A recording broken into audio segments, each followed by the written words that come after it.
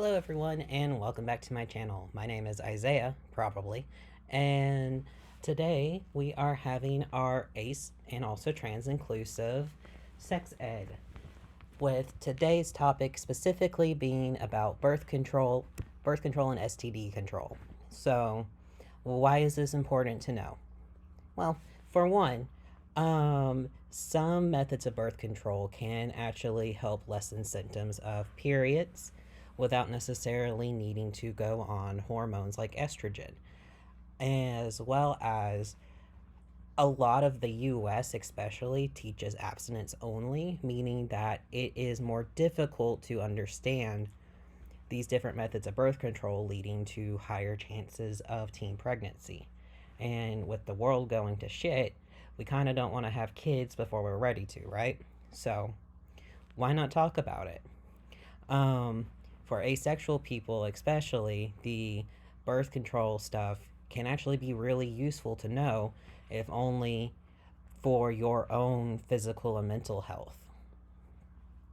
And in an attempt to be more trans inclusive, I'm going to be referring mostly to body parts. So, menstruation slash periods, penis, vagina, oral, anal, that sort of thing.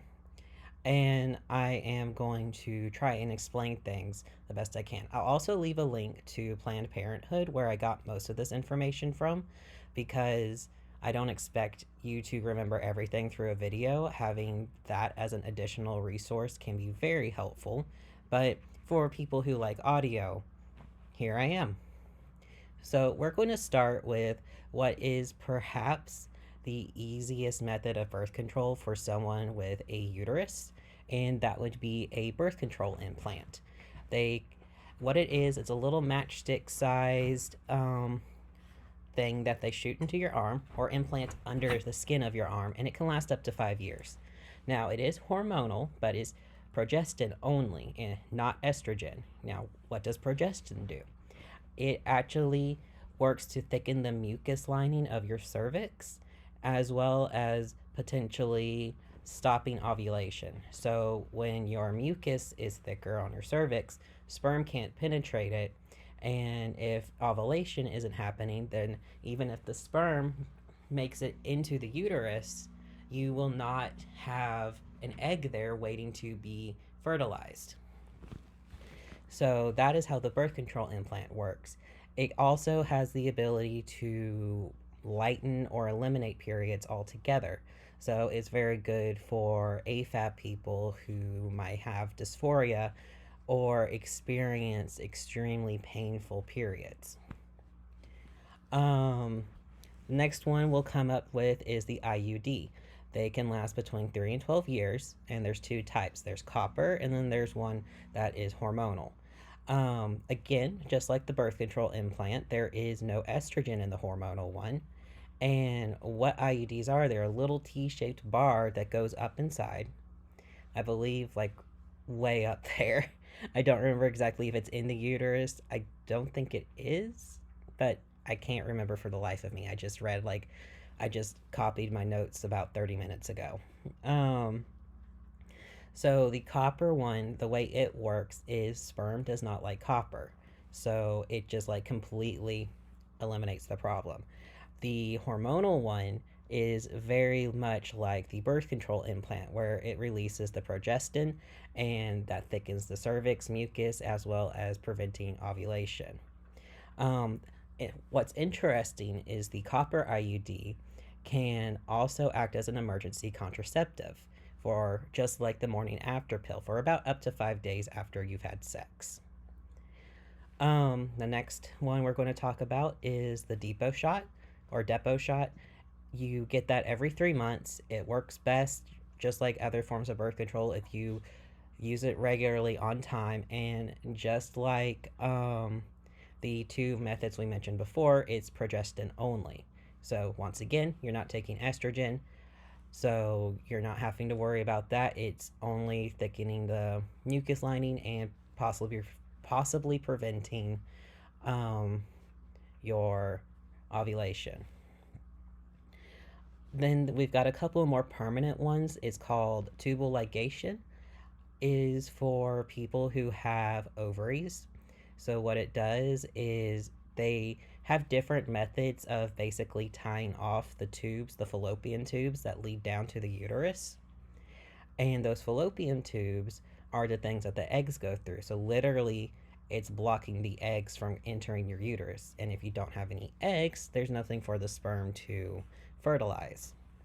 Um, there is a chance of reversal if you end up changing your mind. And it just really depends on the method because sometimes they just physically remove parts of the fallopian tubes. Sometimes they just pinch or clip it off. Sometimes they scar it. So, really, it depends on what your doctor does. And it's also a little harder, or rather, it's a lot harder to get your tubes tied, as it's known just standard on the street if you are younger, because doctors are extremely sexist and think that if you have fallopian tubes to be tied, then you can't be too young because what if you change your mind and you want to have kids? Now, the counterpart to that is a vasectomy, where they basically do the same thing, but it prevents the sperm from traveling through the penis. And once again, it's a lifetime thing, it's permanent. It can be reversed, but the longer you wait to reverse it, there's a decreasing chance of it being successful. Successful being able to get a partner pregnant.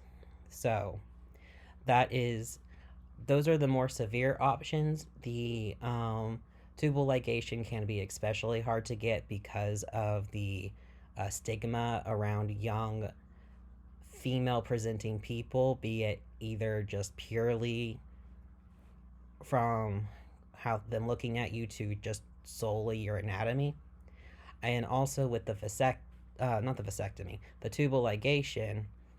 It is a little more invasive than the vasectomy because the fallopian tubes are up inside you, and it doesn't do anything really to lessen your periods. I know this because my mother had tubal ligation after she had my sister, and she had periods up until she had a hysterectomy. A hysterectomy is basically removing the uterus. So let's go on to a couple of other methods. There is a birth control ring, which I didn't know about this before, but you replace it monthly. It's just a little ring that you push up into your vagina. There's two types. Um, they both use estrogen though. One can last like a year and then you take it out. The other one you have to replace monthly. With the birth control ring, you can't use oil or silicone based lube, specifically with the one that you only have to take out like once a year. But the birth control ring can ease period symptoms as well as let you skip periods, which is very similar to the patch or the pill, which you may be very familiar with. So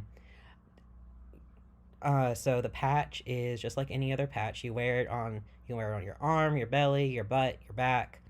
The pill you take once a week. The pill you take once a day. The patch replace once a week.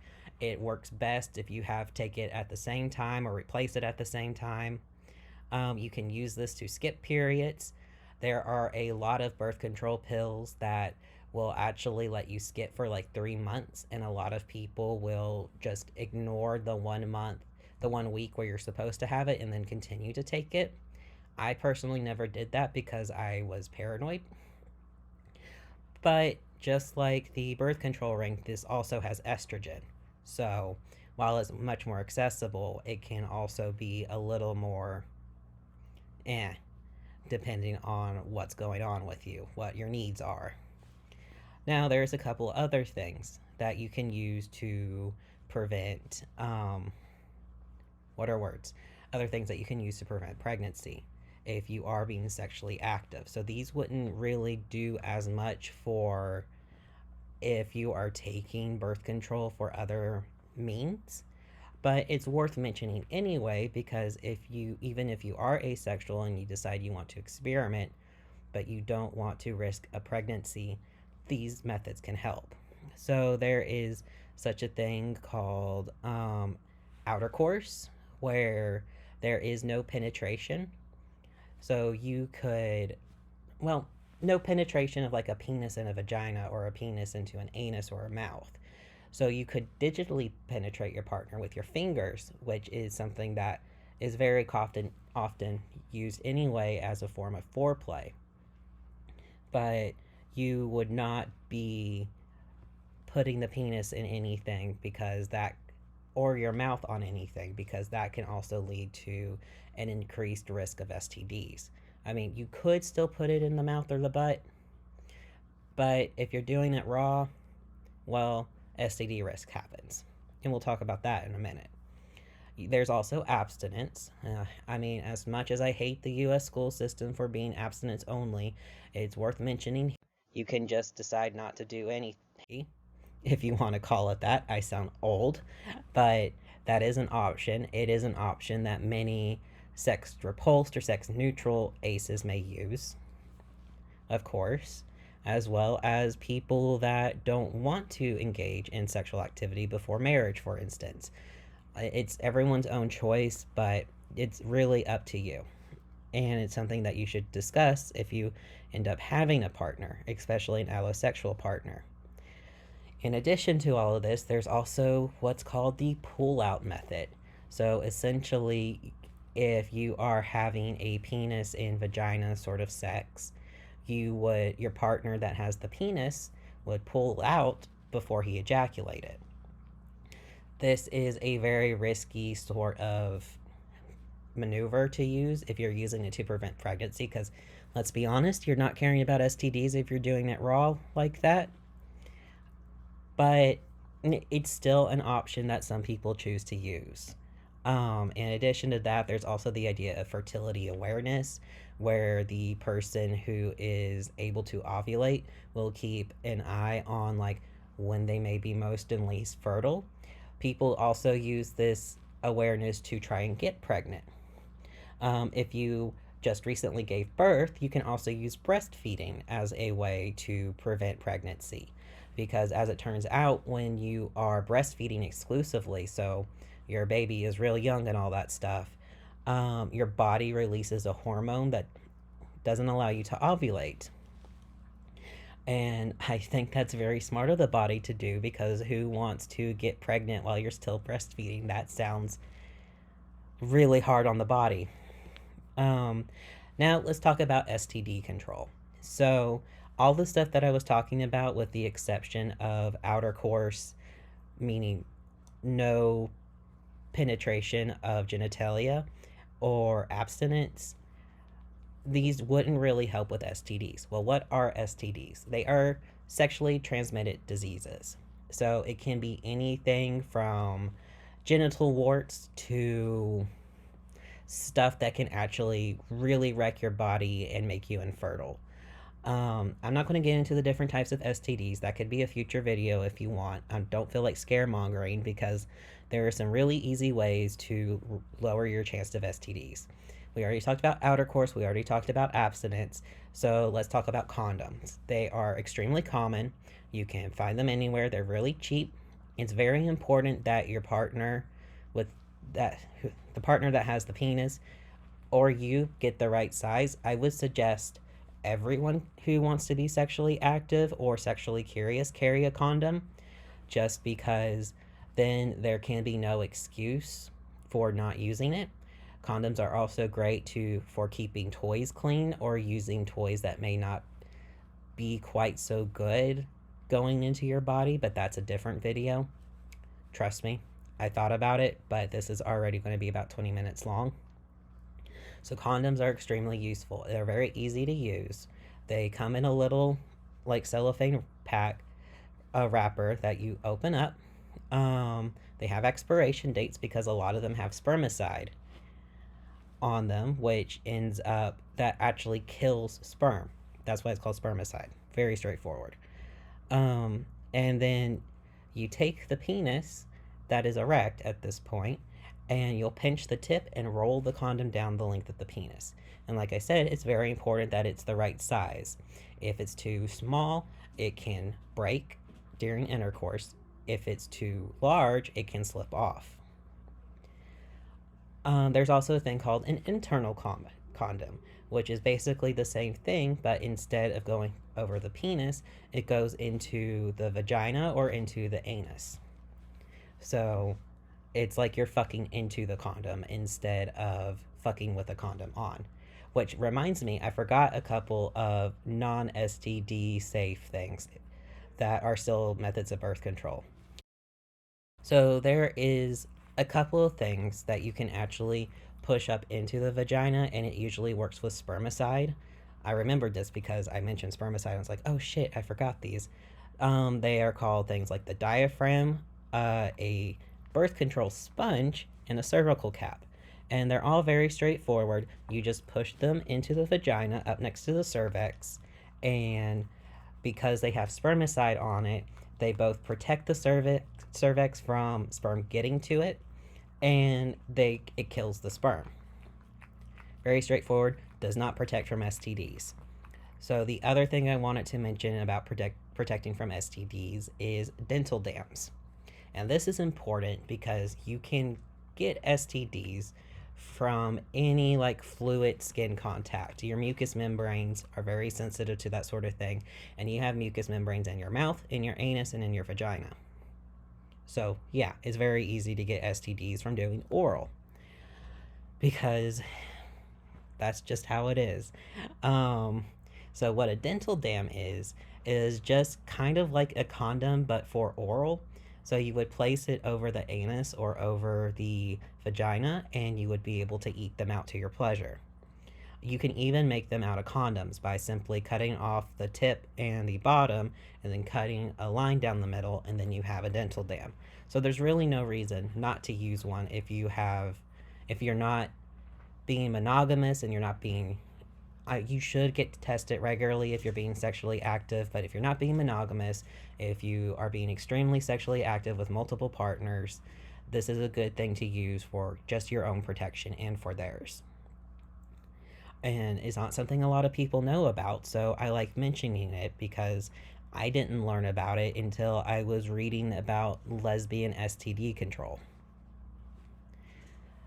So now that we've gone over the different types of birth control and their different levels of effectiveness, which ones have the hormones that are okay, which one have the hormones that aren't so okay or can affect you, especially if you are transgender and you're taking estrogen, that sort of thing.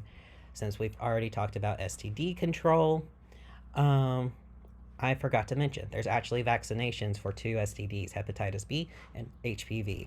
So you will want to also make sure that you are up to date on your vaccines. They're very important. I got both of them when I was a child. But the very last thing would be to talk about is if you had unprotected sex and you want to make sure that you don't get pregnant. So we talked about the copper IUD being very effective up to 5 days after as emergency contraceptive.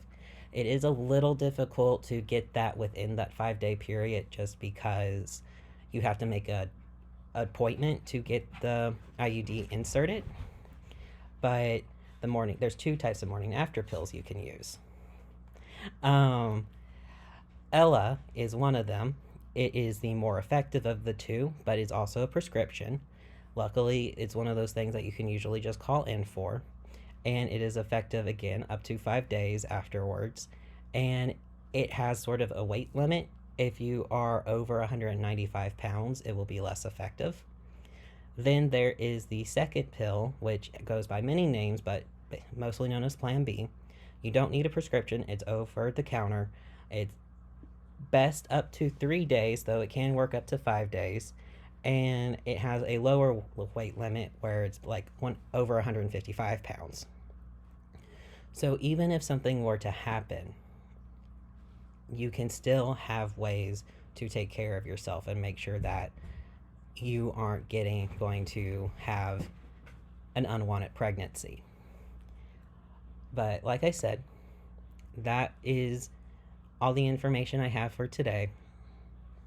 It's very important that if you want to do something like this, be it for self-protection or you're wanting to lessen period symptoms or you wanting to make sure that your partner is safe, STD control, that sort of thing, I would definitely talk with your partner, talk with your doctor. If you are underage, you can still talk to your doctor and they don't have to tell your parents anything. If you are underage and you are wanting to experiment sexually, you can talk to your doctor about getting on any of these birth control methods for anything else. Like I said, most of these have the ability to lighten or eliminate periods. They come with other benefits, but it's very important that you talk with your doctor, you be honest with them, and so long as they're a good doctor, they won't tell your parents why they're prescribing you birth control. Because there are many, many off the counter or off the label uses of these different types of birth controls. I was on hormonal birth control because I had severe period symptoms. And I didn't know it, but these severe period symptoms also increased my dysphoria. So, yay. But like I said, that's it for today. I hope this is useful. I hope that you learned something new because I did. I didn't realize that there were birth control sponges, for instance. So that's a fun visual in my head. And stay hydrated, everyone. I'll talk to y'all tomorrow. And like and subscribe. I'll see y'all later. Bye.